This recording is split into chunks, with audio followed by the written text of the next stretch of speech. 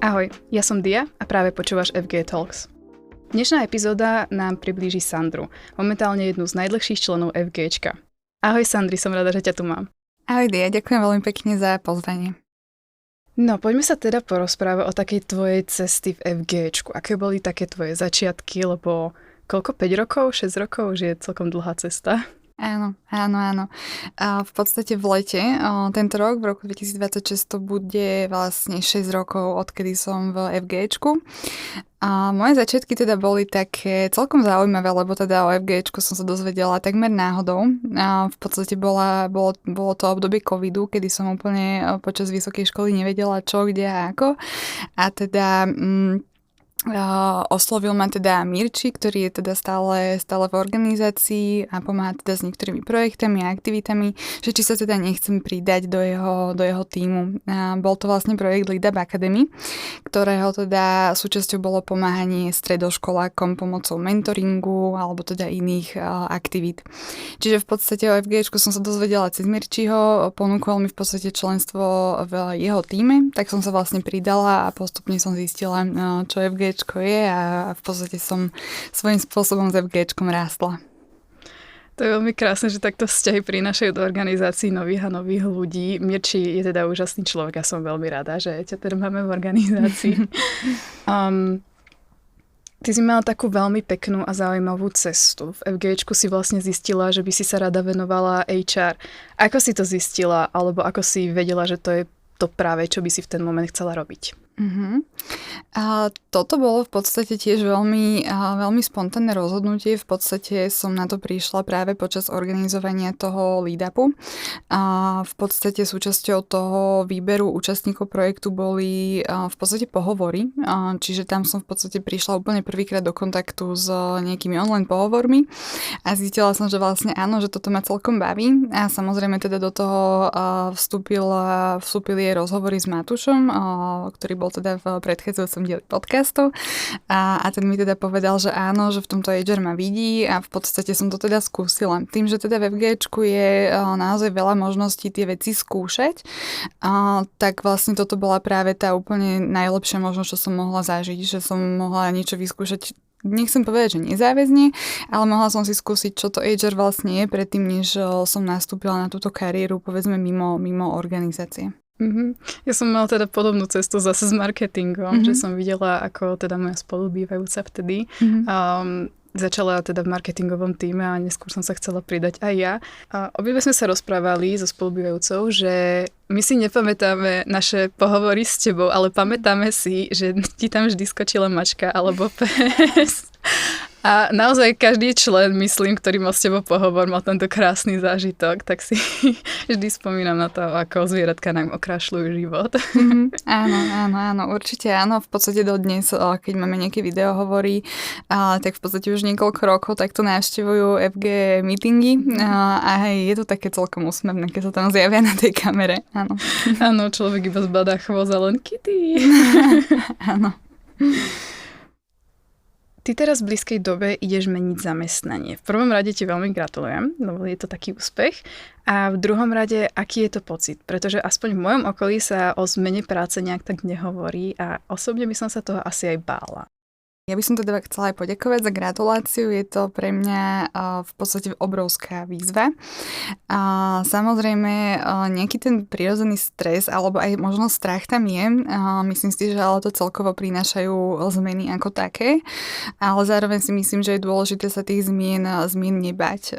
Ja v podstate túto zmenu v rámci kariéry vnímam ako veľkú príležitosť, či už kariérne rásť alebo celkovo sa posúvať, čiže vnímam to, že naozaj idem na takú pozíciu, kde budem mať veľa príležitostí spoznať skvelých ľudí a teda mať viac zodpovedností, ako mám momentálne v mojom aktuálnom zamestnaní. Čiže ten stres a strach tam určite sú. Myslím si, že keď takto sa niekto cíti pri takýchto zmenách, tak je to určite prirodzené, ale zároveň je to vykročenie z tej komfortnej zóny, ktoré minimálne z mojej skúsenosti prináša len dobré skúsenosti. Tak to si teda pozitívne naladená. Ja by som sa úplne bála. Asi by som, neviem, či by som úplne do toho išla. Ja by som povedala, že je to hlavne o tom, či si o tom rozhodnutí naozaj presvedčená. Lebo podľa mňa, keď si naozaj presvedčená o tom kroku, ktorý ideš spraviť, tak vlastne ten, možno, že tá vidina toho, čo ti to prinesie, je častokrát väčšia. A teda takto to aspoň vnímam ja, že určite je to niečo, čo chcem a preto to aj idem spraviť. Kebyže som nenašla vlastne príležitosť, o ktorej by som bola takto presvedčená, tak by som určite prácu ani nemenila, pokiaľ by som o tom nebola takto na 100% presvedčená, ako som momentálne.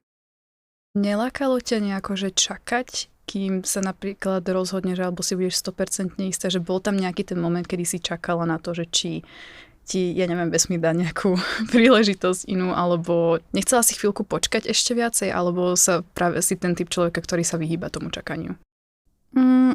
Ako sa to vezme? Keď robím takéto dôležité rozhodnutia, ako napríklad od niekadeľ odísť alebo robiť takéto zmeny, tak je to väčšinou to rozhodnutie príde už v momente, kedy som o ňom presvedčená. Že som skôr ten typ človeka, ktorý dlho premýšľa, analyzujem to zľava, správa, zhora, zdola, kým sa naozaj nepozriem z každého uhlu na situáciu, v ktorej buď som, alebo ktorú by som chcela zmeniť. A teda určite to bolo rozhodnutie, ktoré nebolo zo dňa na deň. V podstate bolo to naozaj, že niekoľko mesiacov som cítila to, že by som rada túto zmenu urobila. A dá sa povedať, že som čakala. Dá sa povedať určite, že som čakala na tú príležitosť, ktorá sa mi bude páčiť a o ktorej by som bola teda presvedčená, čo som už teda spomínala. Čiže určite som svojím spôsobom čakala, keď nad tým teraz premýšľam. Tak na dobre sa treba čakať, samozrejme. Áno, presne tak. FGEčku si momentálne je teda jedna z najdlhších členov, ako si už povedala, tých 6 rokov a si aj vo výkonnej rade. Takže si celkom dôležitá osôbka. Hovorila si, že si nastúpila v roku 2020, vtedy bol COVID, vtedy sa nám úplne zmenil celý svet, ale ako vnímaš, že sa tá komunita alebo to FGEčko celkovo vyvinulo? Lebo je to predsa len celkom dlhá doba, aj na FGEčko samotné, že tu už sme sa rozprávali, ako sa celkovo tá komunita a tí ľudia menili cez tie roky. Ako to vnímaš ty? Ja by som v podstate na začiatok aj povedala tie zmeny, ktorým FGEčko prešlo aj mimo komunity a v podstate ľudí, ktorí tvoria FGEčko. Ja teda vnímam, že organizácia naozaj rastie. Keď ja som sa do FGEčka pridala, tak neexistoval žiaden HR team, neexistoval žiaden marketing team. Content na Instagrame sme mali naozaj robený halabala a nebol v tom vlastne žiaden systém. Projekty samozrejme fungovali a prinášali veľa dobrého účastníkom projektu aj vtedy, ale povedzme, že nejako procesne alebo v rámci nejakej profesionálnej úrovni tá organizácia naozaj ešte nebola tak vyvinutá, ako je dnes. A s tým samozrejme ide ruka v ruke aj tá komunita a teda aj to vlastne, akí ľudia tvoria FGEčko.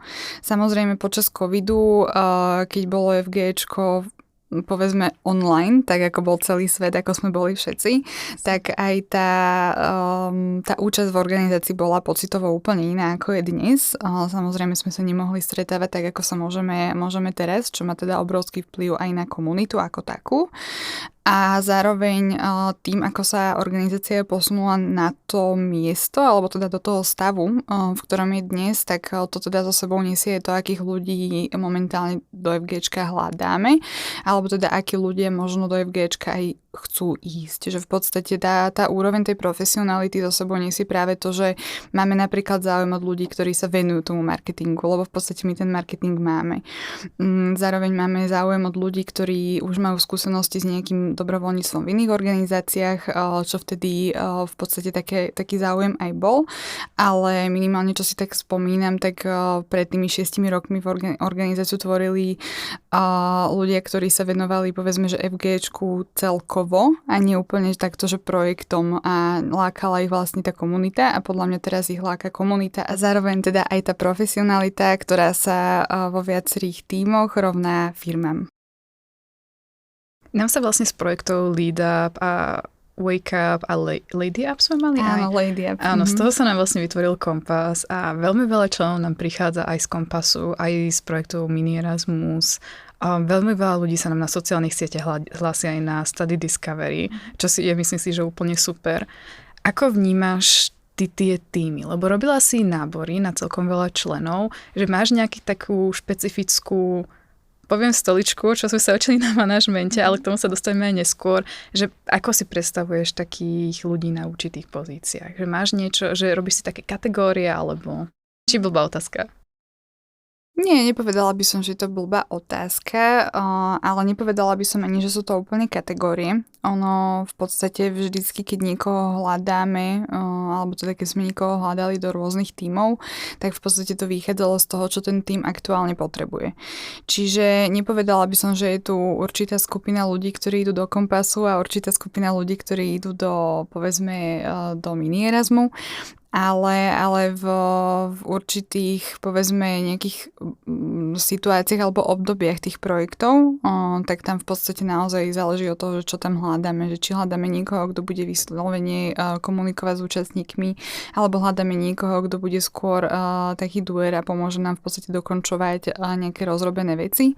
Čiže je to veľmi, veľmi individuálne a preto v podstate aj tá komunikácia s projekt lídrami alebo líderkami, tak to bolo celkom dôležité, keď sme hľadali nových členov. My sme sa vlastne s Matúšom rozprávali v prvej epizóde, ako sa tí mladí menia a ako sú aj tí dobrovoľníci iní. Nejako to vnímaš inak aj ty? Ťažko sa mi to hodnotí najmä z dôvodu, že keď som sa ja do organizácie pridala, tak som nemala vlastne ani 21 rokov a teda ja som bola v podstate v tej pozícii toho najmladšieho člena.